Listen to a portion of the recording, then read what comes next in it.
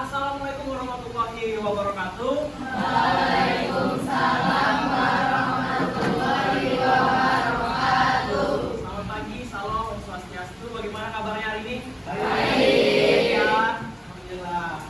Nah, hari ini kita bakal masuk ke pembelajaran IPS nih, tentang kondisi geografis dan interaksi dengan bangsa asing. Tapi sebelum kita belajar, lebih baiknya kita berdoa terlebih dahulu seperti itu. Nah, kelas mungkin bisa mimpin doanya ya. Berdoa untuk kepentingan masing-masing. Silakan.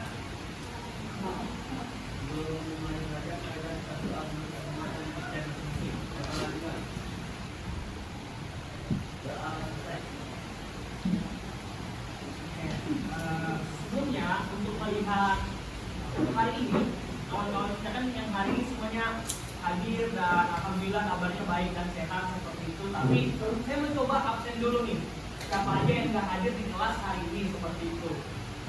Mungkin nanti angkat tangannya, ya kan, yang saya sebut namanya angkat tangan dan kita bisa tahu ya kan siapa yang nggak hadir hari ini. Ada yang Imen Marinda, ya. Ahmad Al-Farizi, oke, ya. Apa? Oke. Aisyah Sabira Putri, Asma Al-Fitri Rahman, Anissa Safari Nazara, Angel Putri Salsabila, Asmin Shimar Zalul Nafsi, Afriya Jasmine Siregar, Dayang Sultan Fitria, Fadiah Depa Alvara, lalu Nurdi Firdaus Sifri, lalu ada Gaisa Alsifa Ongga, Kevin Ramadan, Isya Rekana, Kira Rasid, Muhammad Kangga, Nur Khairul Nisa, Rafael Dian Atila,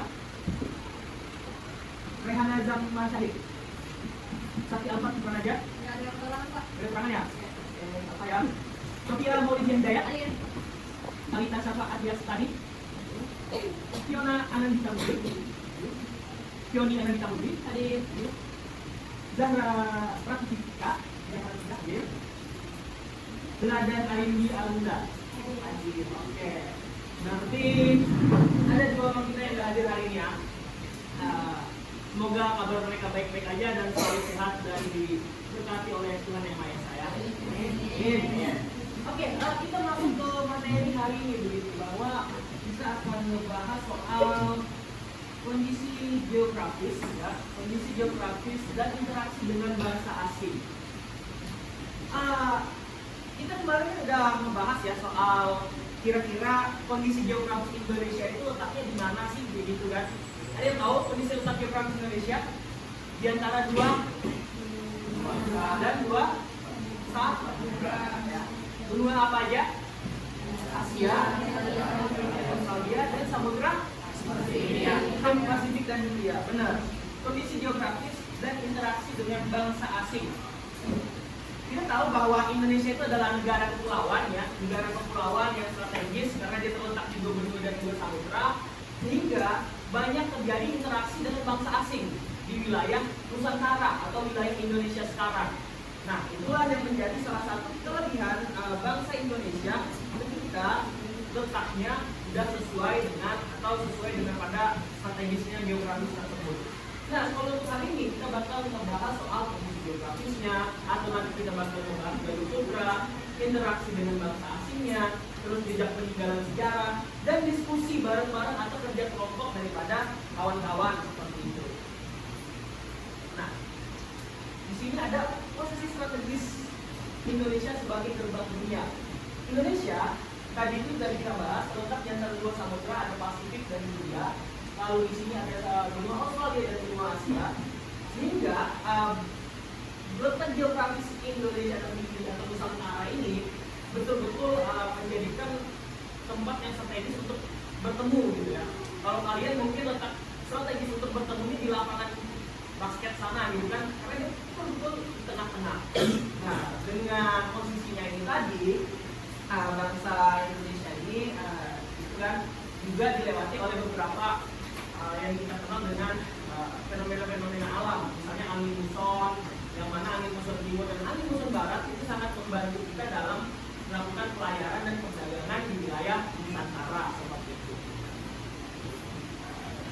Nah, selain alasan geografis tadi, alam tadi, di dunia internasional pada era tersebut juga ada yang namanya jalur sutra. Nah, ini jalur sutra darat yang warna merah dan jalur sutra biru yang warna jalur sutra laut yang warna biru seperti itu. Jalur sutra ini sebelum ada udara dan kapal dipakai oleh nenek moyang kita dahulu untuk melakukan perdagangan, untuk melakukan komunikasi-komunikasi antar bangsa-bangsa.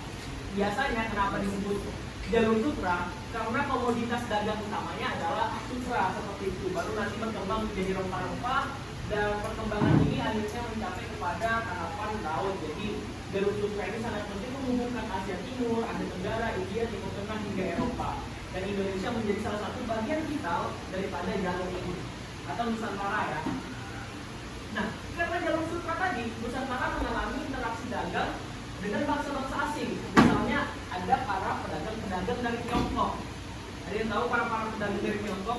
Istilah ini kan sejak abad ke-1 Masehi itu. Sejak abad 1 Masehi. Jadi para pedagang-pedagang Tiongkok ini banyak membawa keramik, sutra dan teknologi. Dan salah satu pengaruhnya adalah makanan-makanan yang sering kita makan hari ini, misalnya bakso, bakpao, bakmi, itu semua adalah makanan-makanan khas dari Chinese yang akhirnya diakulturasikan dengan kebudayaan Nusantara seperti itu. Lalu ada pedagang India. Nah, pedagang India ini yang paling banyak memberikan pengaruh. Salah satunya apa kira-kira, ada yang tahu? Candi ya. Lalu kebiasaan, ya kan, kebudayaan kayak gitu. Bahasa, benar, sastranya. Nah, dalam pedagang India ini mereka memberikan pengaruh salah satunya agama, Hindu-Buddha, cukup besar dan mempengaruhi banyak hal di wilayah Nusantara. Nah, mereka ini juga punya banyak teori dalam masuknya Hindu-Buddha dalam interaksi dengan orang-orang India atau pedagang-pedagang India. Misalnya ada beberapa teori masuknya Hindu-Buddha tuh. Satu adalah teori Brahmana, di mana teori tersebut dimulai dari pemimpin agama. Brahmana itu pemimpin agama atau pendeta. Lalu ada Ksatria. Ksatria itu biasanya disebut sebagai bangsawan atau raja-raja yang menyebarkan agama Hindu misalnya. Lalu ada Waisa. Waisa itu adalah pedagang. Yang ini kita bahas, pedagang-pedagang India. Sutra itu kaum kelas bawah. Misalnya mereka yang kerja di kaum sutra atau yang kerja di kaum Ksatria seperti itu. Dan mereka dipecat, mereka dibuang ke Nusantara menyebarkan agama Hindu ataupun Buddha. Lalu ada teori arus balik sebenarnya. Teori arus balik itu teori yang terakhir di mana orang Nusantara lah yang datang ke India, belajar di India, terus terpengaruh oleh pengaruh Hindu Buddha dan membawanya kembali ke Nusantara seperti itu. Lalu yang terakhir ada pedagang Arab dan Persia. Kita tahu juga pengaruh Arab dan Persia adalah lahirnya atau hadirnya agama Islam.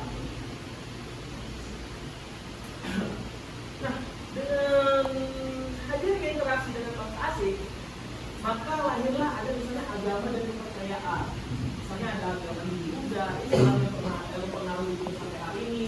Terus ada seni dan arsitektur, misalnya candi, masjid kuno, motif ukiran, atau kalau dalam Pancasila ini salah satu peninggalan dari Hindu Buddha. Apa coba Pancasila yang satu kedua adalah Bhinneka Tunggal Ika. Yang tahu arti Bhinneka Tunggal Ika? Tetap sama hal yang tadi lagi singgung. Lalu ada sistem sosial dan politik. Kalau orang dulu, misalnya di Kutai Kartanegara, Kutai Masjidipura di Kutai, semua sistem itu fokus hanya kepada satu, yaitu di para adat. Setelah masuknya Hindu Buddha, maka terjadi resistensi politik atau sistem strata politik yang kita kenal dengan kerajaan. Maka lahirnya nanti Kudunga atau Warman, Mula Warman dalam kerajaan Kutai Martapura dan mempengaruhi banyak kerajaan-kerajaan lain yang ada di wilayah Nusantara seperti itu. Nah, itu adalah bagian daripada pengaruh interaksi lintas budaya antara antara bangsa asing dengan bangsa Nusantara. Nah, ini ada Yupan, terus di sini ada Candi Borobudur, lalu di sini ada kitab-kitab Sema yang ditulis Hutan Ular yang tadi sudah kalian sebutkan. Salah satu peninggalan dari atau baik daripada kitab ini adalah istilah Bhinneka Tunggal Ika seperti itu. Nah, perkembangan ekonomi masyarakat Nusantara juga dipengaruhi oleh hadirnya bangsa asing. Dalam ekonomi misalnya terjadi perkembangan pelabuhan dagang, terus penggunaan mata uang yang diverifikasi dan disebarkan secara luas pada masyarakat. Lalu dalam sosial tadi, misalnya dulu masyarakat kita tuh nggak mengenal sistem kasta, tiba-tiba mengenal sistem kasta dengan interaksi dengan bangsa India seperti itu. Maka itu membangun stratifikasi sosial dan membangun denah-denah sosial di dalam masyarakat, kehidupan sehari-hari masyarakat lah seperti itu ya kan. Nah kalau dalam pengetahuan bangsa Nusantara mengalami yang dikenal sebagai penambahan pengetahuan tentang astronomi atau bintang. Jadi makanya pelayaran-pelayaran nenek moyang kita lebih terdahulu juga dapat pelajaran lebih dalam tentang hadirnya interaksi misalnya astronomi. Kalau misalnya kawan-kawan mau tahu, nanti bisa kawan-kawan baca bukunya Ilan Galigo, salah satu karya daripada pelayaran suku Bugis tentang perkembangan pelayaran di Nusantara. Nah, kita udah mengetahui beberapa hal yang penting tentang interaksi lintas budaya antara bangsa Nusantara dengan dengan bangsa asing. Misalnya tadi ada Tiongkok, misalnya tadi ada India, terus tadi ada juga Persia. Tapi kita fokus kepada India sebagai bangsa-bangsa awal yang memang hadir di tengah-tengah nenek moyang kita atau leluhur kita di Nusantara seperti itu. Maka saya bakal meminta kalian untuk mengerjakan sebuah tugas kelompok. Ya, di sini udah ada 5 soal daripada yang tadi kita bahas seperti itu. Dan 5 soal ini dapat kalian kerjakan dengan menggunakan HP. Jadi ini kerja kelompok, tugas kelompok. Jadi tadi tugas kelompoknya adalah 4 sampai 5 orang. Jadi nanti pembagiannya ya seperti meja sebelahan aja kayak gitu ya, supaya kita nggak repot dan nggak terlalu ribet sehingga akhirnya tidak selesai dalam pemilihan kelompok. Maka di sini saya serahkan 1 orang untuk mengambil HP-nya masing-masing. Mungkin dari kelompok sini dulu, dari bagian sini dulu, silakan. Ya, ambil langsung aja semua dari kelompok sini. Ambil HP-nya. Caranya itu.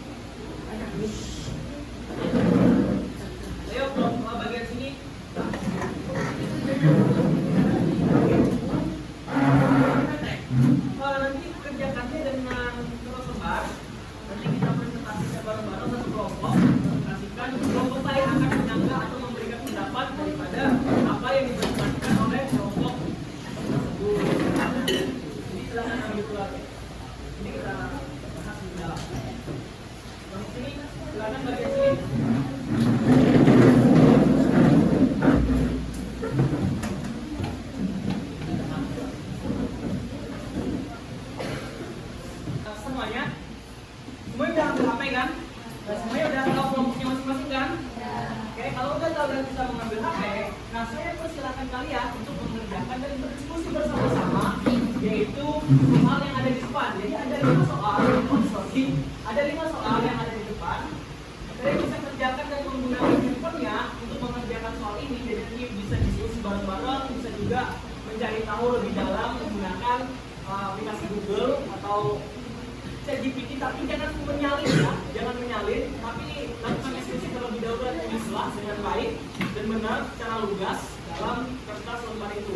Satu kelompok, satu kertas lembar, tulis nama kelompoknya, tulis mau nama kelompok kalian apa, terserah aja gitu ya, sesuaikan aja dengan IPS ya kan, misalnya kelompok geografis, kelompok astronomis dan lain-lain. Dan dalam kelompok pengerjaannya adalah 15 menit pengerjaan ya, 15 menit, karena dalam 15 menit ini nanti kita akan melakukan presentasi bersama-sama. Jadi saya persilakan untuk kawan-kawan mengerjakan tugasnya dan silakan berdiskusi dalam waktu 15 menit.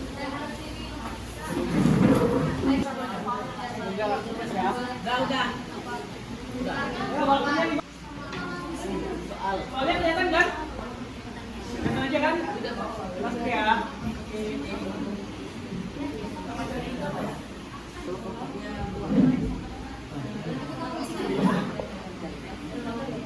Asal warna.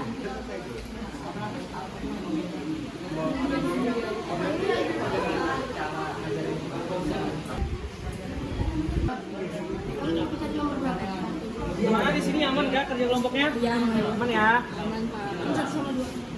Kalau ada yang mau dibingungkan atau ditanyakan, silakan ditanyakan ya.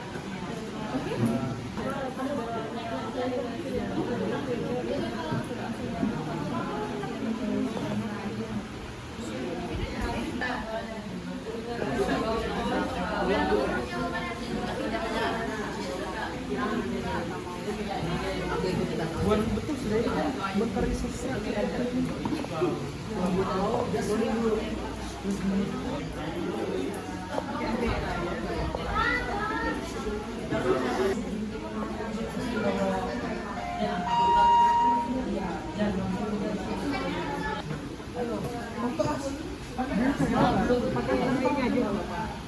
pakai airnya ya.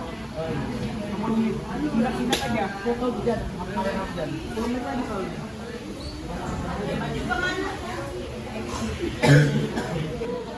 Bisa sambil diskusi kan? Sausnya mana? Aman aman.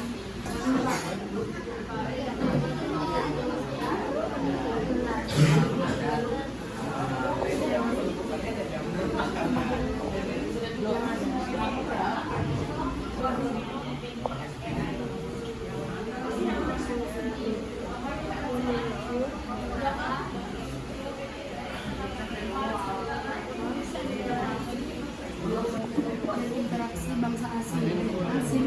Dan kalau iya bukan dari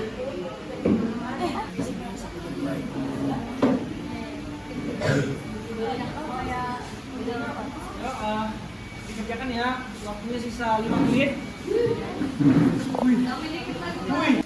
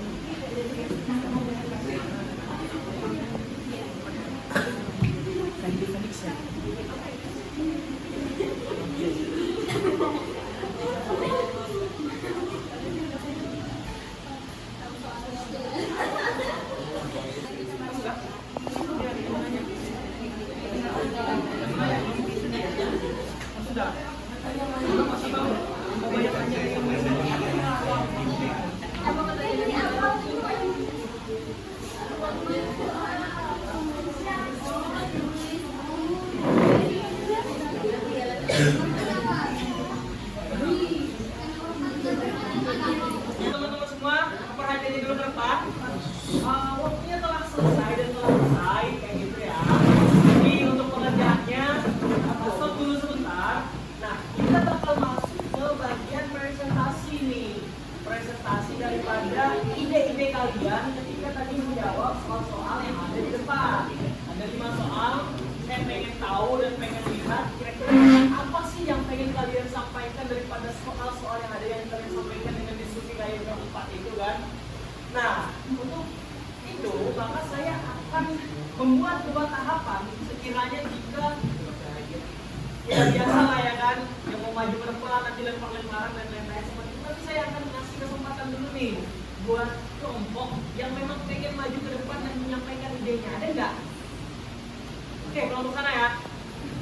Oke, silakan maju ke depan semuanya untuk melakukan presentasi daripada apa yang kalian kerjakan. Nah, buat teman-teman yang lain, fokus ya, dengarkan teman-temannya mempresentasikan hasil dari yang mereka kerjakan seperti itu. Nanti mungkin sebelum bertanya, kalau misalnya ingin bertanya atau ingin menyangga dan memberikan pernyataan, perkenalkan namanya, lalu beritahu dari kelompok apa gitu ya, supaya ada dalam bertanya. Nah ini kawan-kawan sudah kasih buka, silakan perkenalan diri dulu, dan suaranya agak nyanyi ya, supaya kawan-kawan dapat mendengarkan apa yang kalian sampaikan. Ayo, teman-teman semua, coba perhatikan dan see you in the O'Brien. Assalamualaikum warahmatullahi wabarakatuh. Waalaikumsalam warahmatullahi wabarakatuh. Kami dari kelompok sosial akan memperkenalkan diri. Saya Nurhayul Nisa. Saya Selamat. Saya Dewi Sulfana Fitria. Saya Fabiah Iqbal. Dan kami akan mempresentasikan hasil jawaban dari soal-soal yang disiapkan di depan tadi. Soal nomor 1, mengapa letak geografis Indonesia dianggap strategis sehingga banyak bangsa asing datang ke Nusantara sejak zaman dahulu? Jawaban. Indonesia dianggap strategis karena berada di antara dua benua, Asia dan Australia, dan dua samudra, Pasifik dan Hindia. 2. Sebutkan minimal 3 bangsa asing yang pernah berinteraksi dengan Indonesia dan jelaskan tujuan kedatangan mereka. Bangsa asing yang pernah berinteraksi dengan Indonesia ialah bangsa India, bangsa Arab, dan Tiongkok. Soal nomor 3, apa dampak positif dan negatif dari interaksi bangsa asing terhadap kehidupan sosial dan budaya masyarakat Indonesia? Dampak positifnya, terjadinya akulturasi budaya seperti masuknya agama Hindu, Buddha, dan Islam, berkembangnya ilmu pengetahuan dan teknologi, serta munculnya kota-kota pelabuhan sebagai pusat perdagangan dan kebudayaan. Dampak negatif, terjadinya penjajahan dan eksploitasi sumber daya alam, serta munculnya konflik sosial dan perpecahan. Nomor 4, pada interaksi yang berlangsung antara India dan Nusantara terbagi dalam beberapa teori. Sebutkan dan jelaskan teori yang ada. Teori arus balik. Orang Nusantara aktif belajar ke India dan kembali untuk menyebarkan agama dan budaya. Teori kesatria. Para prajurit atau kesatria India yang kalah dan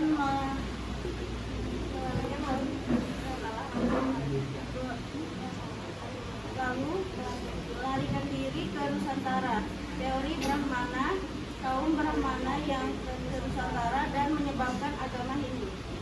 Soal nomor 5, rangkumlah menurutmu mengapa interaksi bangsa asing dan letak geografis Nusantara begitu berpengaruh untuk kehidupan kita hari ini? Karena interaksi dengan bangsa memengaruhi keberagaman budaya, posisi ekonomi, dan identitas bangsa. Sekian dari ada pertanyaan nggak? Ayo kawan-kawan semua, ada yang ingin ditanyakan atau disanggah atau mau ditambahkan dari presentasi teman-teman nih? Saya silakan buat kelompok-kelompok yang lain, nanti sebutkan nama, lalu kelompoknya, dan sampaikan apa yang mau kalian sampaikan seperti itu. Jadi saya persilakan, ayo, apakah ada?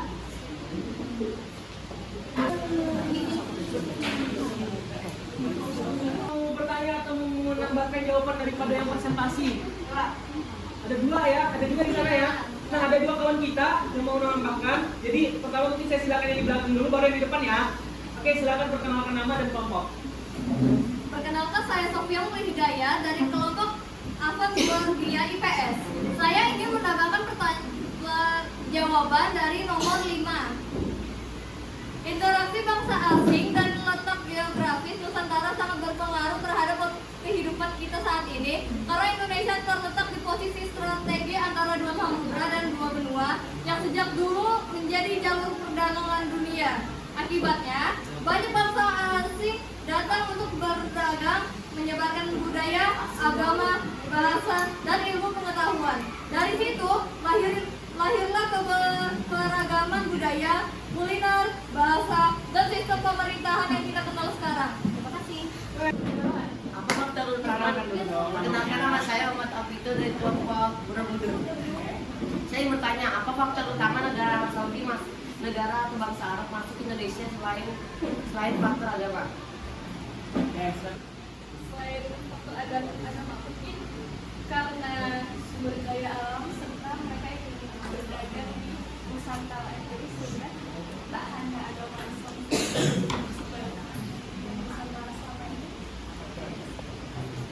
Apakah sesuai jawaban kelompok dengan yang mau ditanyakan? Aman kan? Aman ya. Oke, beri aplaus untuk jawaban kelompok yang nanya tadi. Sekiranya masih adakah yang mau ditanyakan atau mau ditambah seperti itu? Jika tidak ada, mungkin nanti kelompok akan dapat menutup presentasinya. Apakah ada masih teman-teman semua? Ada?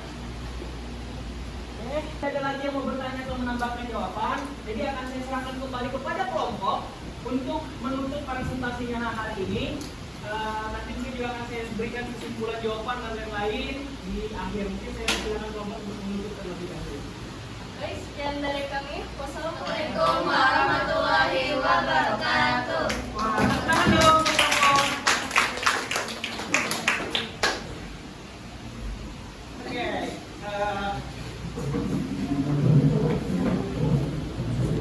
kita masuk kepada tahap akhir ya. Kesimpulan dari 5 soal yang tadi mungkin saya berikan, dan soalnya dikumpulkan ya, jangan disimpan di rumah, kumpulkan ke saya.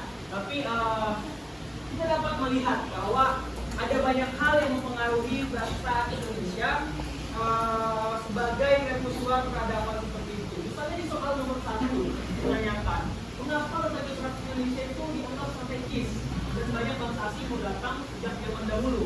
Ya karena memang bangsa Indonesia adalah terletak di antara dua benua dan dua samudra, dan secara tidak langsung itu harus kalau orang mau melakukan perjalanan harus melewati kawasan tersebut, sehingga interaksi itu pasti berlangsung dan maka terjadilah penyebaran kebudayaan baru yang hadir di wilayah Nusantara, gitu kan? Nah, lalu misalnya bangsa asingnya itu apa aja sih? Misalnya tadi ada Tiongkok, terus misalnya ada India, ada Arab dan Persia, yang mana mereka datang ke Nusantara punya misi masing-masing, punya perihal masing-masing, dan punya kepentingan masing-masing. Misalnya kalau Chinese itu ya, atau Tiongkok itu misalnya mau berdagang, menyebarkan dagangannya. India tidak hanya sekedar berdagang, tetapi juga ingin menyebarkan atau memberikan pengaruh kebudayaan. Arab pun misalnya seperti itu. Nah, dampak positif dan negatif. Ya, memang bakal ada dampak positif dan negatif. Dampak positifnya misalnya akan ada perubahan-perubahan baru, struktur-struktur baru yang mempengaruhi kemajuan masyarakat Nusantara, misalnya kan seperti itu. Tapi negatifnya apa? Misalnya negatifnya adalah terjadinya perubahan kebudayaan secara besar-besaran atau malah budaya itu hilang. Nah, itu yang terjadi dampak negatif. Tapi yang namanya interaksi yang kita harus melakukan filterisasi kayak gitu ya. Misalnya kawan-kawan dapat informasi dari luar, dari sosial media. Nah, kawan-kawan dapat memfilternya terlebih dahulu supaya apa yang menjadi norma dan kebudayaan asli Indonesia itu dapat terjaga oleh diri kawan-kawan masing-masing, tidak tergerus lah seperti itu. Nah, berlangsung beberapa teori kan, mungkin tadi sudah disebutkan juga, ada teori Brahmana, teori Ksatria, lalu ada teori Sutra, Waisya, dan juga teori arus balik, yang merupakan teori-teori hadirnya agama Hindu di wilayah Nusantara, di mana ini disebabkan oleh 5 teori itu ya, dalam artinya ada 5 teori. Dan kita tahu pada akhirnya ketika kita mencoba merangkum daripada apa yang menjadi penyampaian ini, maka kita tahu bahwa kondisi geografis Indonesia tidak hanya memberikan kekayaan alam bagi bangsa Indonesia karena wilayah Indonesia terletak di garis khatulistiwa. Ada yang pernah dengar garis khatulistiwa kan? Ada yang tahu bahasa lainnya selain khatulistiwa? Lain. Tapi oke, ada garis ekuator gitu. Selain nama khatulistiwa itu namanya adalah garis ekuator, yang mana wilayah Indonesia itu menjadi wilayah tropis. Lalu juga menjadi titik temu penting bagi peradaban dunia, karena banyak bangsa-bangsa besar dunia itu bertemunya di wilayah Nusantara. Terus akhirnya bangsa Indonesia kita dapat rangkum, atau bangsa Nusantara yang dapat kita rangkum menjadi sebuah bagian yang mengukir sejarah, benang merah sejarah dunia, dan memperkaya kebudayaan bangsa Indonesia hingga hari ini. Maka banggalah sedikit ya kan, banggalah menjadi bangsa Indonesia seperti itu, karena kalian punya sebuah peradaban kebudayaan yang panjang dari zaman prasejarah sampai kepada zaman sejarah, dan sampai kepada hari ini kalian punya peradaban yang panjang seperti itu. Dan itulah menjadi bagian terakhir pada kesimpulan kita hari ini. Jadi terima kasih banyak kepada teman-teman yang semuanya tadi telah melakukan presentasi, telah melakukan pertanyaan dan menambah jawaban, dan juga telah mendengarkan materi-materi yang telah saya sampaikan hari ini. Semoga kalian selalu diberkati oleh Tuhan dan tetaplah semangat dalam belajar seperti itu. Terima kasih banyak dan wassalamualaikum warahmatullahi wabarakatuh. Waalaikumsalam warahmatullahi